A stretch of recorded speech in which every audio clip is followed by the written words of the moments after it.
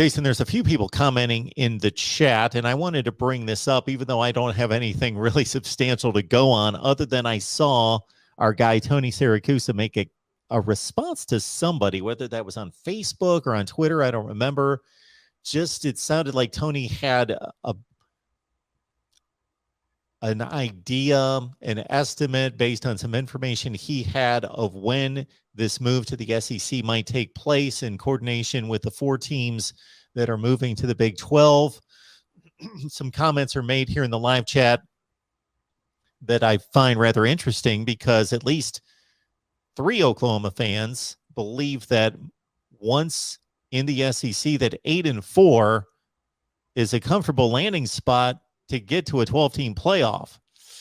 You may want to run the numbers on that. I don't know that 8-4 is going to do it.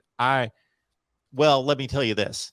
The probability of making a 12-team playoff, even in the SEC at 8-4, is minuscule. I'm not going to say it could never happen, but if you look at the models over the playoff era, in terms of what teams would make the playoff, that would be difficult to size up. But it is going to be fascinating in this transition, of course, because everybody, or a lot of people, have served up their models of what realignment in the SEC will look like or should look like. And I'm just, this is one of the more intriguing aspects of college football and its structure going forward that I can't wait to see play out.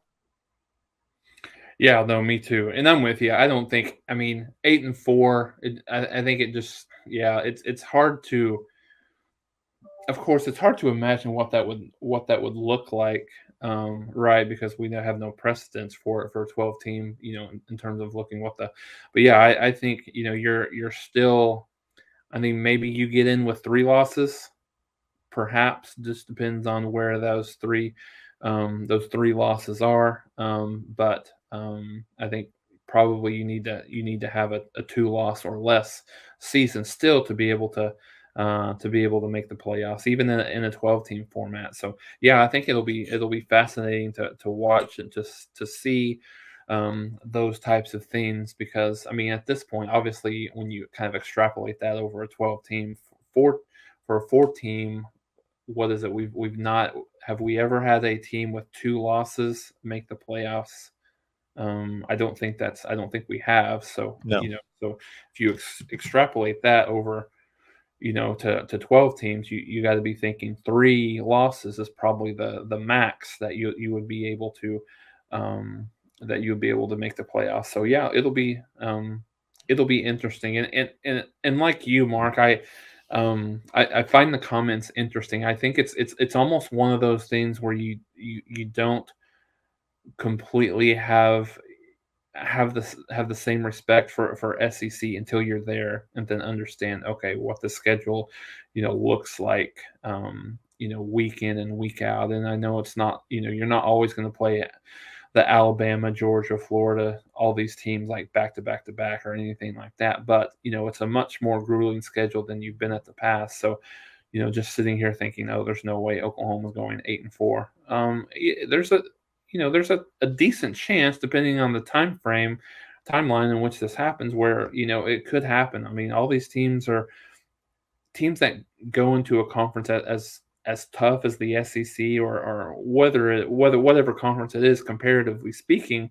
You're probably going to take a few lumps early on. So I think the expectation that Oklahoma is just going to roll like they've rolled in the Big 12 is not certainly a good one to have. And again, like we've talked about in the past, in trying to make that projection, it's not so much that there are many programs or teams in the SEC that are superior to Oklahoma. Pretty much it's Alabama and Georgia right now. It's more so the probability that you're going to get picked off when you just face teams that, again, you would not rate as good as Oklahoma in a 1-game scenario, but when you've got them like stacked 5 in a row, Mississippi State, Ole Miss, Arkansas, Tennessee, LSU, then the probability of catching one of them on a hot week, and it doesn't have to be, they're loaded with talent. It doesn't have to be some crazy scenario. It's just they're playing their A game and you're playing your B game, and you're going to lose. Yeah, no, you're absolutely right. I mean, I think the teams that Oklahoma has struggled with over the course of the years, the Iowa States, and I'm not saying that they're bottom feeders, but these are teams that obviously I don't think that we think at this point.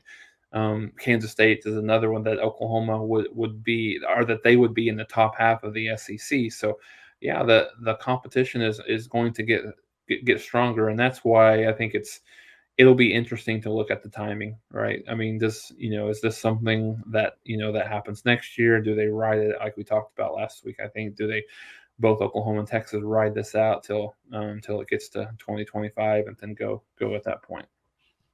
It'll be fascinating. Basically, what I would consider to be the first step of the process to see if there's some disagreement or some logistics that don't work out between the Big 12 adding the 4 and losing Oklahoma and Texas, and to see if there's a possibility of an overlap. I don't think anybody wants that, but to see if it just doesn't quite work out, or it's difficult to, or there's some kind of power play between those two moves. And then, of course, the Texas and Oklahoma alignment in the Big 12 and or in the SEC, and what that's going to look like, because that's going to be, once you go to 16 teams in a league, they can only play so many games, and I got to think that they're going to structure it in a way in which there are certain schools that play all the time. They're going to keep the rivalries that are intact, and then they're going to have some kind of pod system where you play your collection of teams repeatedly. So then you're not going to see a lot of teams in the conference. So it's going to be crucial as to who you're paired with in that system. And of course, there's probably going to be some type of debate argument that we're not going to know of, but you can imagine with all these schools and them determining who they want to stay with, because the SEC is going to be concerned with, as they well should, with integration of those two schools, and not just they're just kind of tacked on to the side of the SEC, but that they're fully integrated. And if they just put them in some pod with Texas A&M and Arkansas, that may not necessarily be a good look or be what they accomplish what they want it to be. I don't know. Yeah, it's going to be, like you said, it's going to be so intriguing to see how they do that. I mean, you've got to think. I mean, in some capacity, you've got to think you've got probably Oklahoma and Texas will be in the same pod, of course. They're going to kind of continue that going forward. But then you've probably got Texas A&M in that pod as well to keep some of those rivalries. But the fourth team is interesting. You could make an argument for Arkansas being in there, just kind of from a old Southwest Conference perspective. There could make an argument that Missouri could be there. So I think you'll have, I mean, of those five, you'll have some combination of the four of those in a pod. So yeah, no, you're right. I mean, I think you'll, as an Oklahoma team or Texas, you'll play those teams more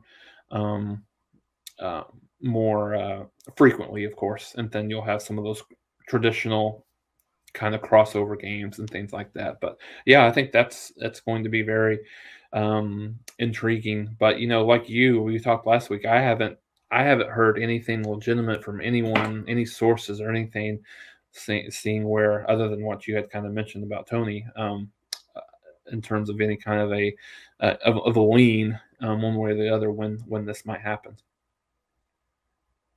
I don't know how much weight Missouri carries in the SEC. I got to think, relatively speaking, not much. Yeah. Not that they're not a valued member, but they've only been in the league for 10 years, and they are Missouri, which they're a top 40 program in the country. And there's a bunch of top 10 programs in the country in this way, because you got to think that Missouri would want to be in that pod with Texas, Oklahoma, Texas A&M. Because geographically, if they don't get in that pod and the SEC chooses Arkansas, and Arkansas is a pretty good fit now that they've been in the league for 30 years with LSU and Ole Miss and Mississippi State, those rivalries and playing them each year have been pretty well established, even though for us old timers, Arkansas, Texas, Arkansas, Oklahoma, there's a regional feel there and an old Southwest Conference feel. But if they go that route, then Missouri's kind of stuck out there by themselves geographically and having to travel to schools that really aren't connected to them like they currently do, playing in the SEC Eastern Division. Yeah, no, you're right. It's a you would think that probably Missouri. I mean, to your point, Missouri probably belongs with Oklahoma, Texas, and A&M. I mean, much to your point about that, about the the annual rivalry that they've kind of had, LSU and Arkansas, and some of those teams probably makes a little bit more sense from a geography perspective, if nothing else.